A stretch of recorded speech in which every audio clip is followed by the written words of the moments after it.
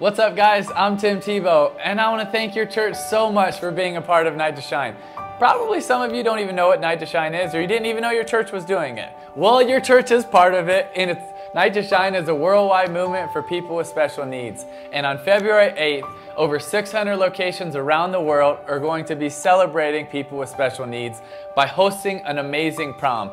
And that prom is going to have red carpets and dance floors, but my favorite part is at the end of the night, every single one of them is going to be crowned king and queen of the prom.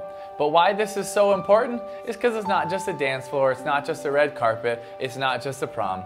It's a night where people get to understand their worth. They get to understand that God loves them, that God has a plan for their life, and they are worth it. They are worth us coming together to throw the biggest event in their town for them. And for a lot of them, it's probably the first ever dance, the first ever party, the first ever time they will have been celebrated, they will have been loved, and they will have been crowned a king or a queen. That's why it's so important. Guys, this is our 5th anniversary of Night to Shine. A few years ago when it started, we had 44 locations in 26 states and 3 countries, and we thought, holy cow, this is so big, it's so huge, our God is so amazing. Well, now going into year 5, we have over 600 locations, over 20 countries, over 200,000 volunteers, and we'll be crowning over 100,000 kings and queens. I truly believe that the world is coming together to celebrate the love that God has for every single one of us. That's why you need to be a part of it. That's why I'm so thankful your church is a part of it. Show up on February 8th and let's change the world together. God bless you guys.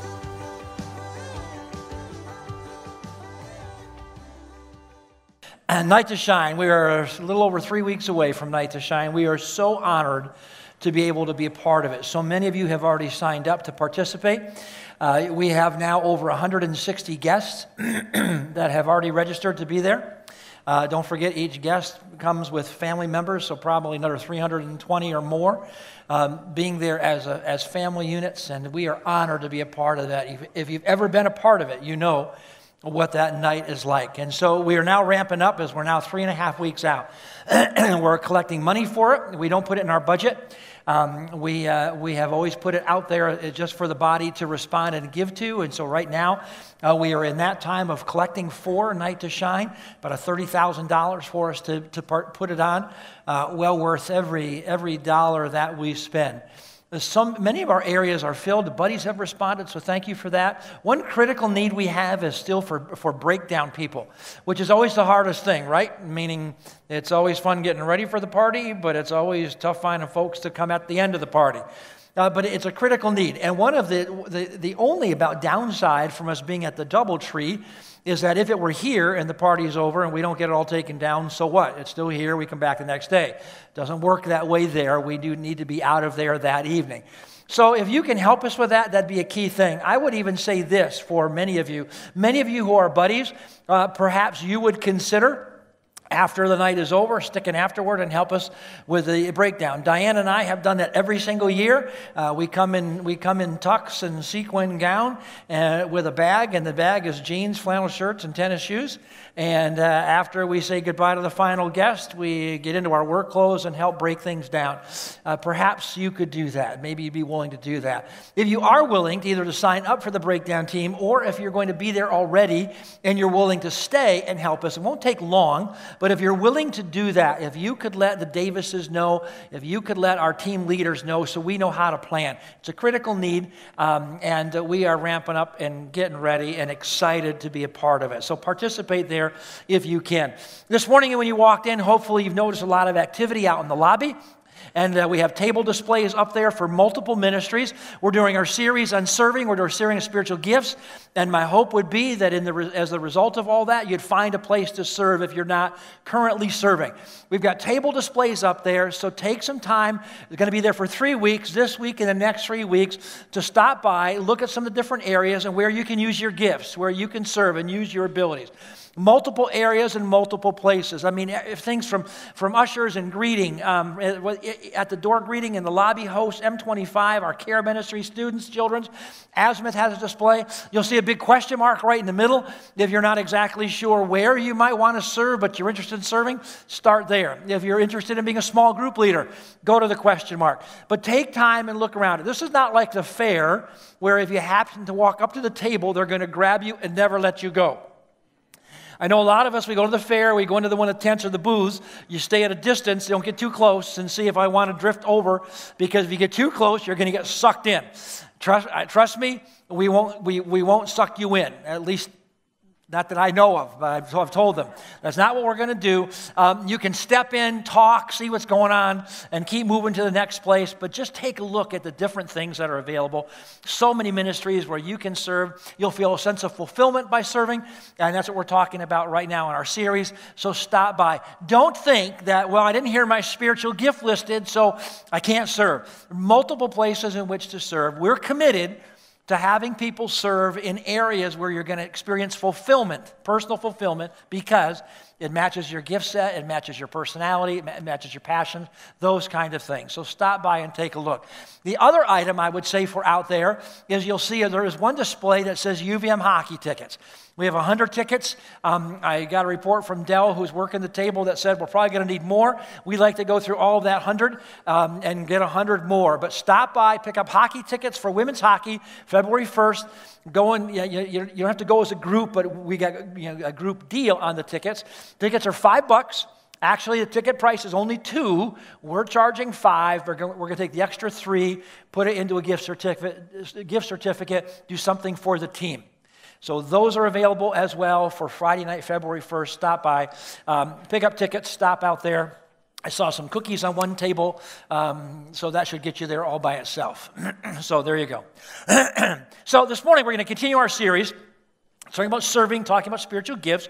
And let me begin with a quiz for you, something to think about for those of you who like little puzzles to put together. Here's the question. What do the numbers 3, 12, 72, and the word many have in common?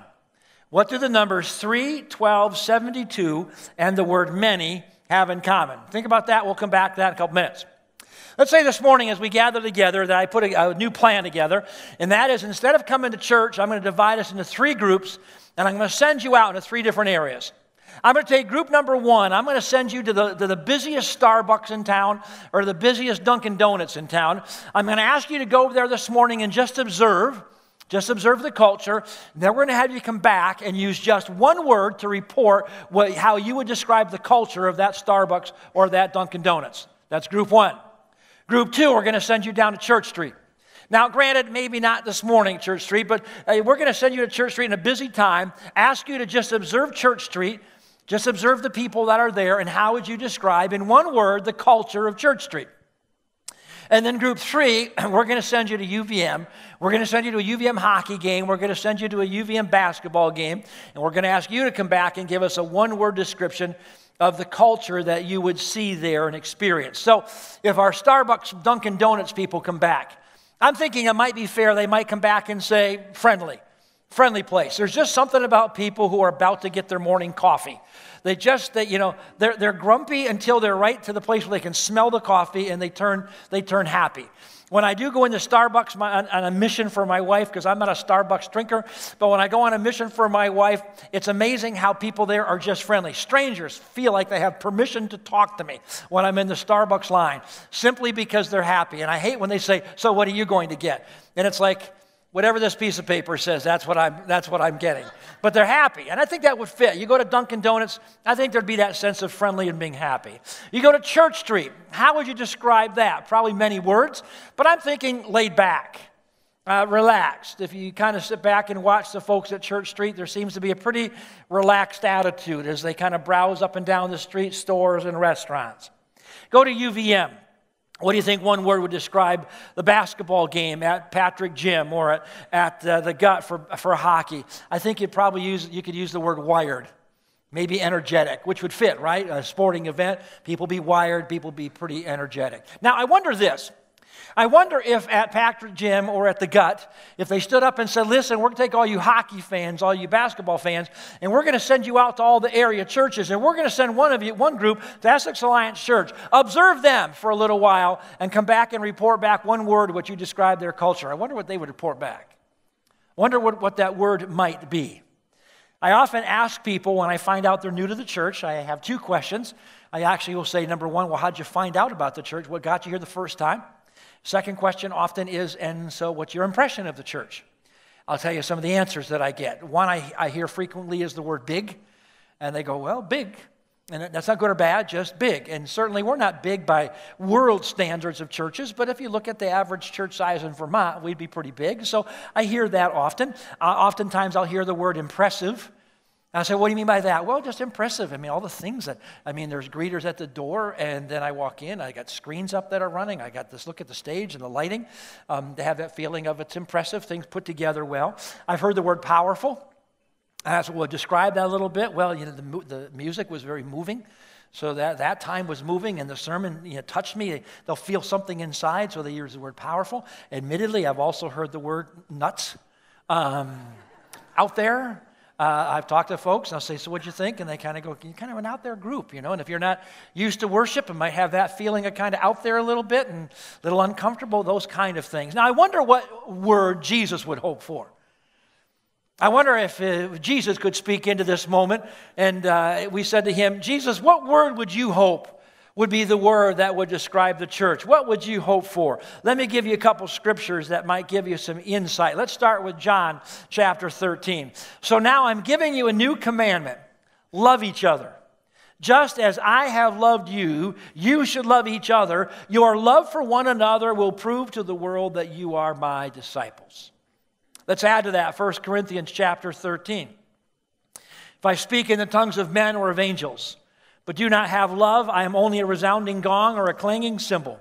If I have the gift of prophecy and can fathom all mysteries and all knowledge, and if I have a faith that can move mountains but do not have love, I am nothing. If I give all I possess to the poor and give over my body to hardship that I may boast, but do not have love, I gain nothing. And let's look at that same passage in the Message Bible. If I speak with human eloquence and angelic ecstasy but don't love, I am nothing but the creaking of a rusty gate. If I speak God's word with power, revealing all his mysteries and making everything plain as day, and if I have faith that says to a mountain, jump, and it jumps, but I don't love, I am nothing. If I give everything I own to the poor and even go to the stake to be burned as a martyr, but I don't love, I've gotten nowhere. So, no matter what I say, what I believe, or what I do, I am bankrupt without love. So the word I think Jesus would look for would be the word love. I think he'd be happiest if people looked at his church and said, I would use one word to define that group of people, and that word would be love. Now, make no mistake, we're not just talking about love for each other as some exclusive church insider type love. I can show you there's a lot of churches and a lot of people who say, well, we really love each other. But the truth of it is they're ingrown and they love each other, but they don't demonstrate the kind of love that Jesus is looking for. Jesus is not looking just for a love for the insider. He's not just looking for a love for the friend, but for a love for the stranger. Not looking for a love for just the long-time attender, but love for the first-time visitor. He'd be looking at this word defined by this inclusiveness that says everyone welcome, that kind of love. Caring about people. But let's be honest. One of the problems that larger churches have, and one of the problems that we have and that we face as a church, one of the things that we're looking at to say we've got to do better is this impression that sometimes people have, and especially in larger churches, this impression. Well, I liked it, high power, but low on relationships. Kind of goes like this, and think maybe you can relate to this. They say it maybe a different way. Man, I love the teaching, but I don't feel connected. I'm not exactly sure how to connect with other people. Man, when I go in there, I love the teaching. The music makes me cry, and the teaching stirs something up inside of me, but I don't feel a sense of community. Now listen, if you ever have felt that way, or you've ever heard people that feel that way, stick with me, because I want to walk through a couple things that may help us in that path. Now, first of all, we have a part to play. Church leadership, church pastors, church staff have a part to play in creating an atmosphere where community is available, where community can happen. One of the areas that Matt and Taylor Baumgartner are coming in, one of the areas Matt's going to be working on is discipleship and community. We have those together because discipleship builds community. In discipling in a small group, with a group of people, you build community. So they kind of go hand in hand. So those are some things we're working on and already have available, but make sure you hear this second part. Opportunities can be made available. That's very key, and that's our responsibility. But there's also a part that you have to play, and that is that people have to take initiative. Because remember this, whenever Jesus was ministering to the people, and the gospel was being preached, the story of Christ was being offered, no one would ever have their arm twisted to follow Jesus. In our church, we will not twist any arms to get you to say yes to Jesus. In the same way with community, the door can be open, but you're never going to be pushed in. The door can be open, but no one's going to push you into the door. The door can be open, opportunity can be there, but there does have to be that initiative of us taking the step. And the reason we offer community is because we need in our lives relationships of community. We need that in our life. Now, let's go back to those numbers. 3, 12, 72, and many. Let me tell you what those numbers mean. Those numbers represent the relationships that Jesus had in his life with people. They represent the modeling that Jesus puts before us for the relationships that we need in fulfilling in us this sense of community. Let me break them down for you. First, the word many. Jesus had many in his life. Thousands of people came to hear him teach. Thousands of people gathered around him when he was preaching and teaching. Kind of like a Sunday morning or like a big event here. We have the big group, if you will. We got the many, the gathering of the many. But the truth of it is, it's in the group of many that you don't typically experience community, right? In fact, it's in the gathering of the many that sometimes you feel the absence of community. I've been in multiple settings where I feel like I'm just one person in this huge crowd. Maybe you feel that way. So the big gathering is an important place, but that's not the place of community. Now, Jesus had the 12 disciples. It's with this relationship with the 12 disciples where he basically walked in an intimate relationship with them. He invested himself in a personal level. This was a life-on-life transfer moment in the small group time together. This was critical in their growth together, but still not the place where real community is experienced. Now, there is community found in the small group of 12, without question, but I put it in this context. In that small group of 12, that's more like the close-knit family. There's a sense of being close-knit, but there's still not that sense of larger community. Then he had the three disciples that he was closest to, Peter, James, and John. If we read and we watch and see the life of Jesus, we'll see that it's with these three that whom he had a close personal relationship of intimacy, openness, and vulnerability. Don't we all need a couple of close friends in our lives? We need a few handful of people in our lives where we can be ourselves, we can share anything with, and Jesus had that. But let's not forget the 72. The 72 isn't always played out in Scripture or in our churches with the prominence that it should. 72, Luke chapter 10.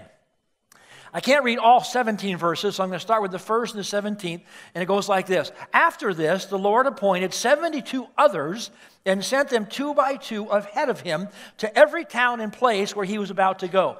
And then it says, the 72 returned with joy and said, Lord, even the demons submit to us in your name. There were 72 other people. Now, we don't know a lot about these 72 other people, except for they were close enough that Jesus would say, I'm sending you out in twos. You two, you two, you two. And then he gave them instructions. In fact, verse 2 through 16 is all the instructions that he gave to them. But he sent them out, and off they went. And they came back and said, this is incredible. We're out there on mission for you, and we're out there representing you. We're out there in the name of Jesus, and incredible things happen. Now, friends, in perspective, it's in this group of 72 that we find the picture of serving. It's in this group of 72 that we find this idea of working together with other people for a common cause, for a common mission, for teaming up for a purpose, that the accomplishing of something great, all for Jesus' kingdom and doing it together. We come together for teaching with our small group of 12 or 15 or 18, and there's a sense of community in a teaching sense, but here's this bigger sense of real community, this sense of doing something together. This is the picture of the extended family. Small enough where everyone can feel the strong social bonds with each other like a family, and yet large enough to have and to carry out a mission with purpose and with an experience of fulfillment that happens with a larger group. Friends, this is the idea of ministries within the church. Within the church, you're going to have some people you're close to. Within the church, you should have your 12 where you indeed grow and are discipled. In the church, you should have the big church gathering. But don't forget the 72, because that's the place where real community happens. Where you step in and have a sense of purpose and a sense of mission with other people as you seek out to accomplish building of the kingdom of God. The early church was formed around this model. In fact, the Greek word that was used is oikos. Oikos. No, not yogurt. Though it's the same word. But if you go back in the ancient Greek and look, the word actually meant big family. A rough translation meant big family. It's in this big family group where people experience real community. It's in this big family group where you get the sense of belonging, where you get the sense of accomplishment. It's in the big family group where you get the sense of partnerships or inclusion. It's in these big family groups, these kind of groups where the ministries of the church take place.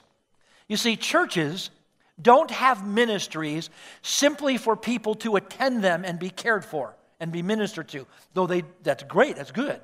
I mean, churches have ministries so that people can come in. We have a care ministry. We have azimuth and counseling. We do student ministries, children's ministries. We do ministries so people can come in and be ministered to. No question. But that's not the only reason. Understand that churches have ministries because it's through serving together in ministry that we have the oikos moment. We have the community moment. It builds community. Now, last week, we covered the upfront gifts: apostleship, leadership, evangelism, teaching, creative communication. That might be you. Next week, we're going to talk about some of the miraculous gifts, and we're going to talk about some of the behind-the-scenes gifts. And today, I want to talk about some of the relational gifts. I want to talk about some of the gifts that have to do with leading the church in loving community. Relational gifts. These gifts have huge impact on the church. This morning as I walk through these, I'm going to challenge you again. Be listening for some things that when you hear them, your heart skips a beat a little bit. You get a little excited about that. For yourself, maybe it's your gift, or perhaps you'll hear a description that is speaking about someone else, and you might want to go to them and say, man, I think you have that gift. I heard that talked about this morning. So be thinking about that as we walk through some of these gifts this morning. I can't spend a lot of time with each gift, so here we go through a number of them this morning. Gift of encouragement, first gift. First gift we'll talk about this morning is the spiritual gift of encouragement. Hebrews chapter 10, verse 24. Let us think of ways to motivate one another to acts of love and good works. Let us not neglect our meeting together as some people do, but encourage one another, especially now that the day of his return is drawing near. Let me give you a definition. For each of these, I'll give you a definition for the gift. Here it is. Encouragement. The divine capability to speak words to others that reassure, that strengthen, and affirm people who are discouraged or wavering in their faith. Again, the gift of encouragement is this divine capability, this gift from God, to speak words into someone's lives that will reassure them, that will strengthen them, that will affirm them, people who are discouraged or wavering in their faith. You need to know this is not just being some kind of backslapping guy that walks up, hey, how are you? And it's not that. Now, those kind of people are fun, and you need kind of people like that just to be light, but we're not talking about that. These are the people who can, with mere words, reach into a quivering heart and with a sentence bring strength to that heart. These are people that in a minute of fear, in a moment of worry, in a moment of confusion, with just a sentence, have the spiritual ability to speak in such a way that that heart gets strong again. It stops the anxiousness. It stops the worry.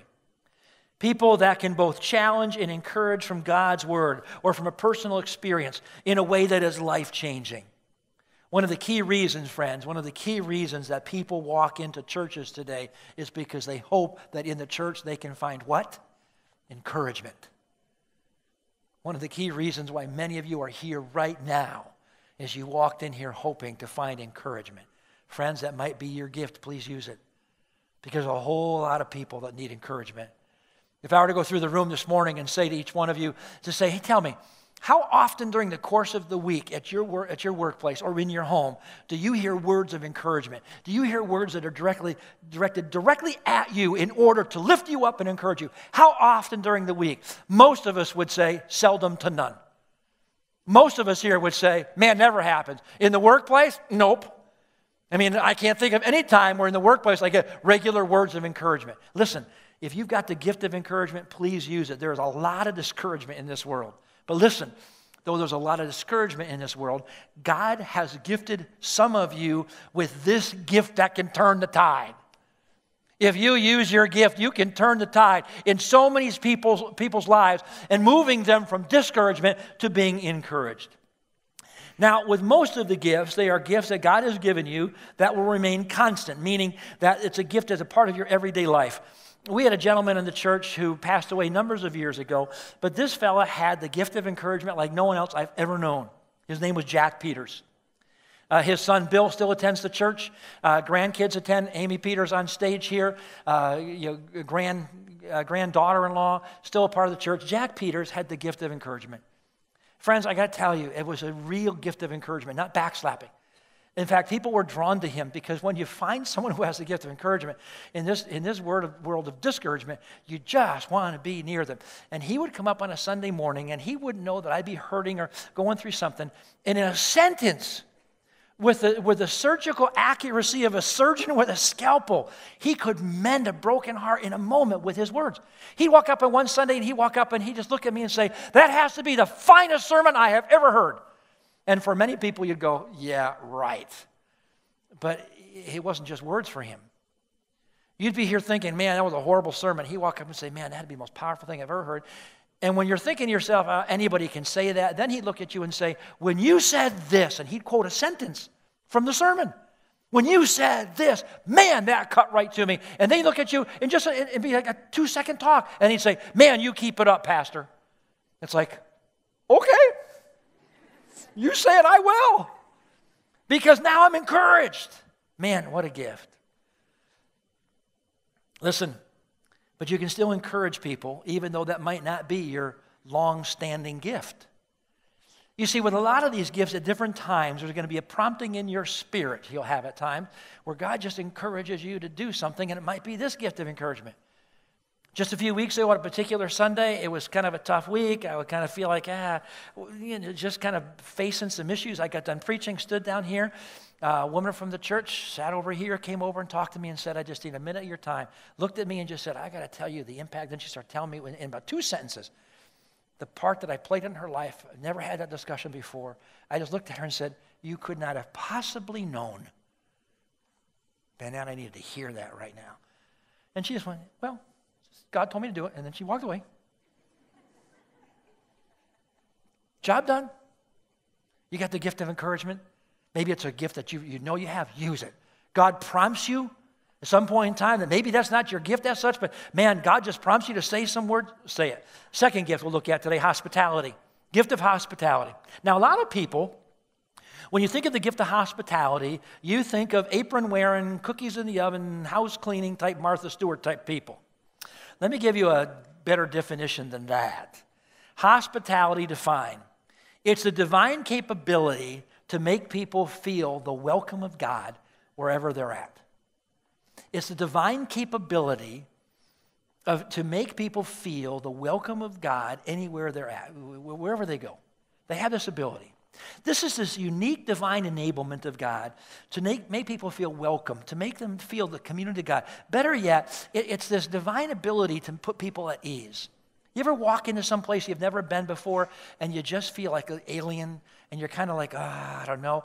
And then someone can come and just a word saying, hey, good morning, or hello. And you kind of go, I feel better, because they have to give hospitality. It might be through a cup of coffee. It might be through having a meal. It might be a bottle of water. It might just be shaking their hand. And yet there's this gift of hospitality. People automatically feel warm and accepted or at ease. Question for you. You ever been in someone's home for a dinner or a gathering where clearly the person that invited you in did not have the gift of hospitality, but hospitality was a chore for them? I remember one particular setting we were invited, walked in the front door. We stood by the front door. It was wintertime. Now, I take my shoes off anyway, but we stood in this entryway carpet, and before I could get my shoes off, the first words we heard was this: don't even step off of that carpet until you remove your shoes. Now, if you brought inside slippers to wear, those are acceptable. You can wear those. It's like, okay. And then as I'm taking my shoes off, I took my coat off, and there was nothing there. So I just laid it over the chair, and immediately I heard this: oh, we don't put chairs on, we don't put coats on chairs. That's what hangers and closets are for. This is going to be one great night. I'm so glad I came. This is going to be good. Would you like a drink? I don't know. Whatever you got, And then I'm holding the cup the whole night going, I don't know what to do with it. I don't dare set it down. I'm just, you ever been in those settings where clearly the gift of hospitality is not present? But what a difference when the gift of hospitality is present, right? You just immediately feel that sense of at ease. Listen, now this gift is not reserved for dinners and home visits. How about using it every Sunday right here? You see, people with this gift have the ability to sense and to see when someone is new or looking around or checking things out. They have this sense where someone has a need or maybe is a little ill at ease. We've got lobby hosts. We've got greeters, just as an example, that we got people that we want to be in the lobby, just kind of standing looking for someone that might come in and look like they're not exactly sure what to do, that in a word they can feel the gift of hospitality. Maybe that's you. Let me give you a third gift this morning, the gift of shepherding. The gift of shepherding. Definition is this: the shepherding gift is a divine capability to spiritually guide and care for God's people. To spiritually care and guide God's people. This can happen individually. It can happen in a group of people, small or large. Now, this is often seen as a pastoring gift. Certainly anyone who's going to be in the role of pastoring has this gift of shepherding. But I would also say to you, you needn't be a pastor for the gift of shepherding. In fact, I would suggest to you that the church needs numbers of shepherds in order to minister to the body. Maybe you feel comfortable visiting people in the hospital. A short little visit to pop your head in and say, hey, I'm from the church. I just thought I'd stop by and pray for you. Maybe a visit to the home of someone who no longer can get out. Maybe you'd be comfortable and mature enough to spend time with someone who's going through a difficult time. Meet for coffee with them once a week, just to sit down and listen to them. Maybe challenge them in their spiritual walk or ask a question or two. Maybe you feel the sense inside, desire to helping people grow. Maybe you have the gift of shepherding.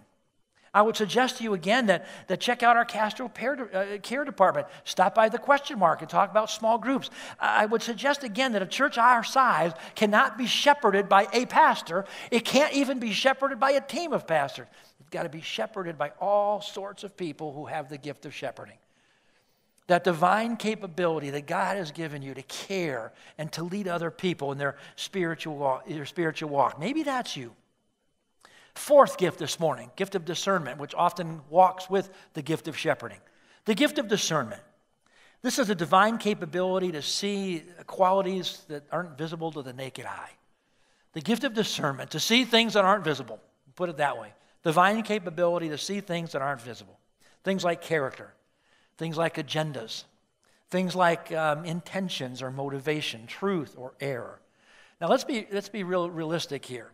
Nothing will destroy the sense of community in a body more than people with hidden agendas, right? Nothing destroys loving community than people with hidden agendas. People who aren't transparent. People who are talking behind other people's back. Those kind of things. Man, it just destroys community. People that have the wrong motivations. People that have poor character or mistruth. See, people with the gift of discernment, man, they can spot that a mile away. People with a gift of discernment, oftentimes they think in terms of questions that should be asked. They see things that we ought to be considering, and so they speak into the process.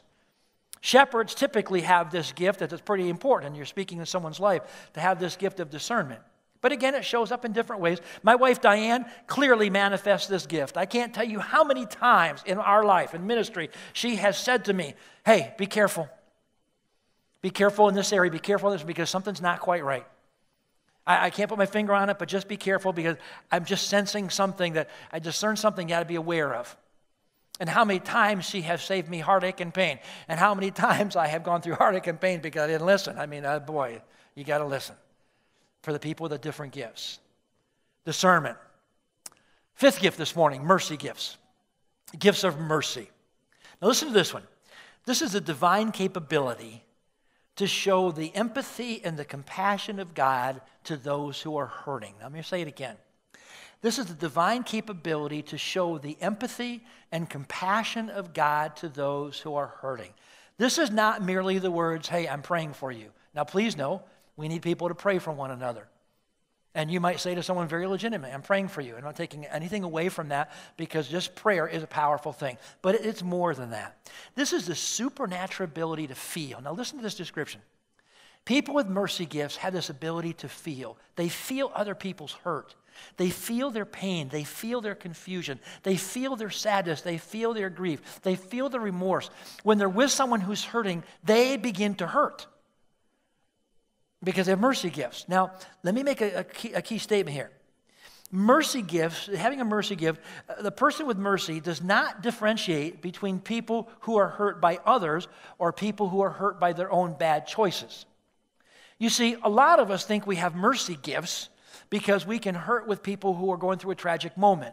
We hurt with people who have had something unfortunate happen in their life. We see someone who's gone through a difficult moment in their life of no doing of their own, and we hurt with them. We think, well, I have mercy gifts because I hurt with them. I'm not sure those are mercy gifts. You see, mercy gifts don't see whether the pain is caused by some tragic incident or by something of their own cause. You see, when it comes to real mercy gifts, so most of us who think we've got mercy because we hurt for the person who's going through this tragic moment, but how about the person who's hurting because of their own bad choices? How about the person who's hurting because they're getting theirs? They're finally getting what they deserve. You see, there's a lot of Christians that kind of have that attitude. We've got a number of people in our fellowship. We don't have a prison ministry as such, but we have a number of folks in our church fellowship that have ministered in prisons and to people in jail. Man, those are real mercy gifts. You see, because a lot of us look at some of the people that are in prison and we go, well, they're finally getting there. They're going to pay their debt to society. I got it. But the mercy gift people look past that because they see themselves and they realize that people who are hurting just need mercy. Maybe that's you. Mercy gift people. Could that be you? You can see past their failures. You can see past their bad decisions and just hurt with them. Many times mercy gift people walk away feeling like, oh, if only I could do more. Mercy gift people. If you have these gifts of mercy, please use them, because there's a lot of hurting people in the world out there and right in here. So use your gifts. Let me give you the last one for the day. Last one for the day, the gift of administration. Gift of administration. Now, you might think of some of the other ones and go, well, how does that fit? I chose this one specifically to follow the others and to come right after mercy. Why?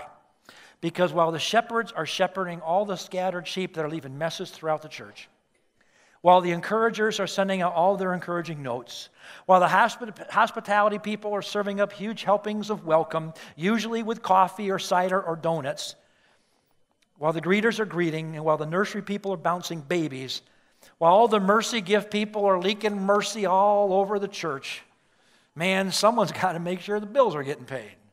Somebody has to make sure that the crumbs that the donuts left are getting swept up. Someone has to make sure the sidewalks are shoveled, that the tissues are all there for all the tears, that there's diapers in the nursery, that there's a scheduling plan in place so that you can reserve a room and have it when you get there, that the light bulbs are fixed and working in all the lamps, that there's paper towels, soap and toilet paper in all the bathrooms. Administration. You see, when all the relational gifted people are running wild with ministry, someone needs to keep it all running and keep it running smooth. Let me give you a definition for the gift of administration. This is a divine capability. Now catch this, it's a long one, so I'll repeat it. The divine capability to understand what makes a ministry function, and then the special ability to plan, to execute, and to structure the procedures that increase that ministry's effectiveness. So again, this gift of administration, the gift of people with the gift of administration, they understand what it takes for a ministry to function. They understand it takes more than just a couple people that want to go care for people. They understand that. Then they have the ability to plan, to execute, to put structures in place and procedures that will help increase the ministry's effectiveness. Now, people with the gift of administration, oftentimes they love numbers. They certainly love plans. They love descriptions. They love details. They love law and order. They love checklists. If the administrators of life could have their way, every ministry that functions in the church would have a long list with boxes. And before you can serve, you got to check off the box and make sure it's done, it's done, it's done, it's done. They live there. Now, what's fun with this gift is this. This gift really doesn't get all of those mercy gift people. People with the gift of administration really don't get very well all of the mercy gift people, the shepherding people. And the mercy gift people and the shepherding people really don't get the administrative people at all. So if you fit into one of those two categories, listen very, very carefully to these next two statements. If you have the gift of administration, remember that it's because of all those other mercy gifts and all those other people doing their ministries that you even have a job. If you're an administration person, you got to remember that's because of all those people that are making the messes of life, ministry messes, that you even have a job. If you're a mercy gift person, you need to remember that it's because of those administrative people that you even have a building to meet in, that you even have a room to meet in, that you have a tissue box when you go to grab it, that there's heat on when you get in there, and there's a room reserved with your name on it. You understand that you don't do ministry without those administrative people making it happen for you. And so the two of us have to come together to understand that. Now listen, this gift of administration can be used in any size group. This is not reserved to be on the governing board of the church. This is not reserved for those key things. Every single ministry in the church needs someone who can look at it and say, I understand the function of ministry. I can come up with plans that will make ministry even better. Every ministry, every table out there can use someone with the gift of administration. So take a look and find your place in which to serve. Maybe that's you. Now, friends, let me in.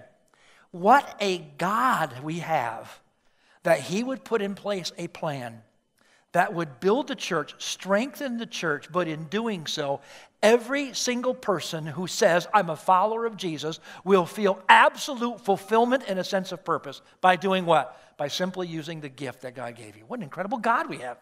That He would have this plan that would build the church, build the kingdom, and He would do so along the way by making sure that you felt fulfilled, sense of purpose and drive. And He would do that by giving you a gift that uniquely makes you who you are for you to use in the building of God's kingdom. Man, what a God, what a King. I want to end this morning with a prayer, but I want you to listen to the prayer. Some of you may have heard this before. It's a portion of a sermon preached by S.M. Lockridge. He says, this is my King. This incredible King has put together this plan that we get to be a part of. Would you please stand as you watch and let this video just soak into your heart and your brain? The Bible says He's a King of the Jews. He's a King of Israel. He's a King of righteousness. He's a King of the ages. He's a King of heaven. He's a King of glory. He's a King of kings, and He is the Lord of lords. Now that's my King. Do you know Him? No means of measure can define His limitless love. Well, He's enduringly strong. He's entirely sincere. He's eternally steadfast. He's immortally graceful. He's imperially powerful. And He's impartially merciful. Do you know Him? He's God's Son. He's a sinner's Savior. He's the centerpiece of civilization. He's unparalleled. He's unprecedented. Well, He's the loftiest idea in literature. He's the highest personality in philosophy. He's a fundamental doctrine of true theology. Do you know Him? He supplies strength for the weak. He's available for the tempted and the tried. He sympathizes and He saves. He heals the sick. He cleanses the lepers. He forgives sinners. He discharges debtors. He delivers the captives. He defends the feeble. He blesses the young. He serves the unfortunate. He regards the aged. He rewards the diligent. And He beautifies the meek. Do you know Him? My King is a key of knowledge. He's a wellspring of wisdom. He's a doorway of deliverance. He's a pathway of peace. He's the roadway of righteousness. He's the highway of holiness. He's the gateway of glory. Do you know him? His light is matchless. His goodness is limitless. His mercy is everlasting. His love never changes. His word is enough. His grace is sufficient. His reign is righteous. His yoke is easy and his burden is light. Well, I wish I could describe him to you, but he's indescribable. He's indescribable. Yeah. He's incomprehensible. He's invincible. He's irresistible. You can't get him out of your mouth. You can't get him off of your hands. You can't outlive him, and you can't live without him. Well, Pharisees couldn't stand him, but they found out they couldn't stop him. Pilate couldn't find any fault in him. Herod couldn't kill him. Death couldn't handle him, and the grave couldn't hold him. That's my king. Yeah! He always has been, and he always will be. I'm talking about he had no predecessor, and he'll have no successor. You can't impeach him, and he's not going to resign. That's my...